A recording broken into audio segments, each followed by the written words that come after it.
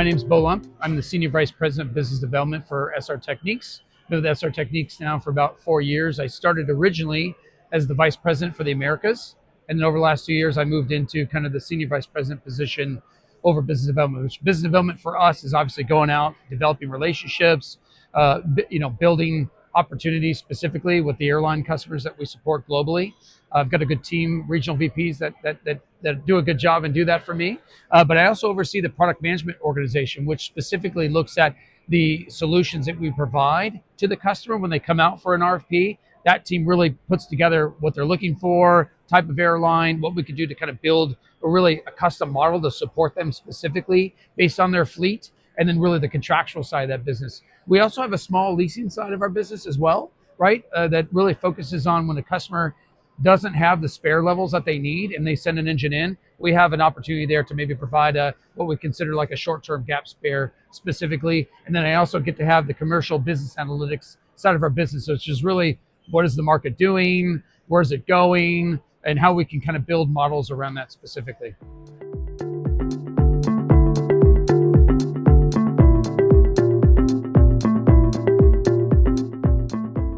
Yeah, well, the biggest thing is we've been in business for over 90 years, so there's a huge tradition for the organization.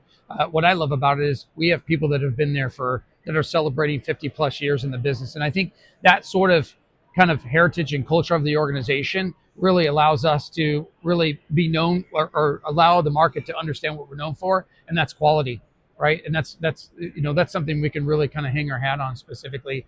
The other thing is, in today's day and age, specifically in MRO, it's a rigid environment, right? And you have to have rigidity as it relates to, what are we doing on the engine? Make sure we follow the processes, right? The standards of doing that. But I think how we interact with customers is the important part. And we're very flexible in doing that. We have very dedicated teams specifically when we bring on a customer that we align them to our account management organization, our customer service engineering organization. That way there's a person, if I have a question, I have someone I can actually go to and have a conversation with. That's important. It doesn't mean that we don't have standardization around reporting and bringing in data and that sort of piece of it.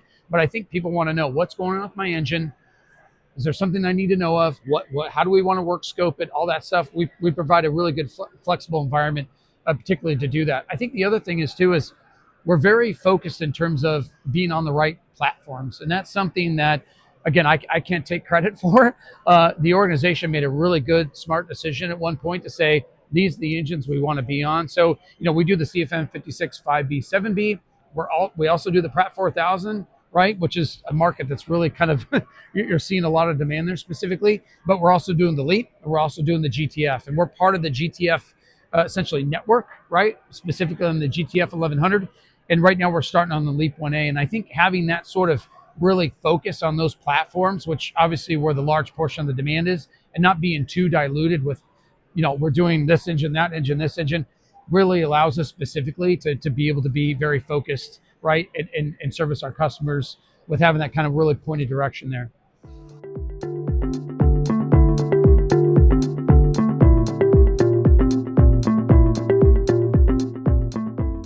We've been spending a lot of time industrializing. So the company's made a massive investment specifically to invest in revitalizing a test cell that was on the Zurich campus. So we're located at the Zurich airport where we do all of our maintenance. But, as we brought on these new platforms, we revitalized a test cell that we had. So a brand new test cell specific to focus on GTF and LEAP. We've also correlated it to do the CFM. So that gives us even more kind of capacity back and forth. So major investment there, specifically major investment in overall infrastructure. So two facilities that we've already had there, but that are kind of new to us in terms of being able to organize specifically on the LEAP and the GTF.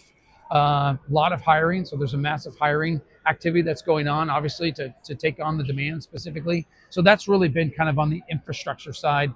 There's one other announcement that's kind of new, which is we have a new kind of purpose-built facility. It's a brown, not a greenfield, but a brownfield.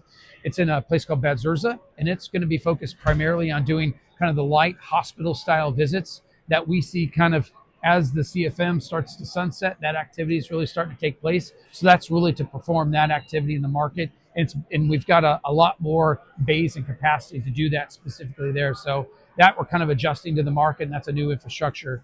On the customer side, again, we've been very fortunate. We're very focused specifically on winning kind of long-term, more exclusive contracts. But the one thing that we're doing too is we're allowing this sort of buffer, which is a challenge to do, but allowing this buffer for allowing us for like UERs that come in, a customer that needs an engine, they need a slot. And that's a big challenge in the market right now. So we're trying to kind of have that sort of buffer to be able to do that.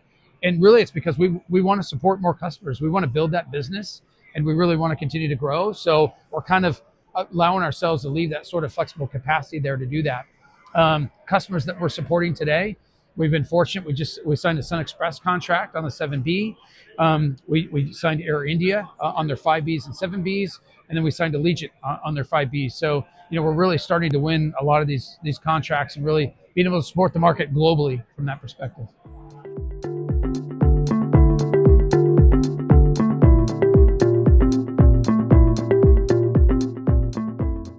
It's supply chain you hear is one of the main points, and how are you doing there, and what do you see? Again, I think we have good OEM relationships, right? So we have that new part supply piece has been pretty well. There's been obviously challenges in the market. I think that the OEMs are, from our opinion, are doing much better there to support us. Then it really gets into really the used serviceable material side of it. We've been fortunate to have really good key strategic suppliers. We're obviously looking for other suppliers all the time, but I think being kind of real supplier beneficial, meaning we have good relationships with them. We give them demand. We really try to match what we're bringing in, what those contracts are, and what we need, and then really aligning those two things together to make sure that we get the right supply in the market, right? I think you have to be kind of supplier friendly in this sort of environment always, but that's something we really obviously pride ourselves on as well. The next one really is people. People is really the big challenge, and I think everybody's seeing it and faced with it. It was a lot of the discussions on the panel that I was on as well. And one of them is, what are you doing? We have a very good, robust internship program that we have for the apprentices. It's about a 3-year program, and we've really continued to kick that off. And that really brings people in from a very early age. They go through school, they go through the schooling, and after that, specifically, they're working with us. And then over a period of time, we give them the opportunity to have a job, right? And we've got people. We have one individual that's with us today that I had breakfast with this morning, and he started as an intern, right? And I think when you do that, you build this sort of, I love SR Techniques, I love the culture, right? You have more pride in that. I started my career, as an apprentice. And so that's something that's really kind of helping us in the market. And the other thing is we have a really robust recruiting organization out of our Serbia location. And that really helps bring kind of people in the market. So that's one of the challenges that we have, and that's kind of what we're doing to kind of get through that challenge.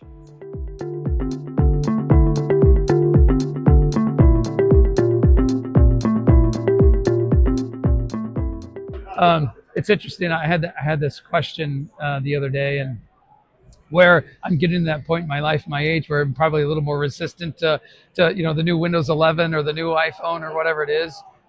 You have to embrace it. It's coming.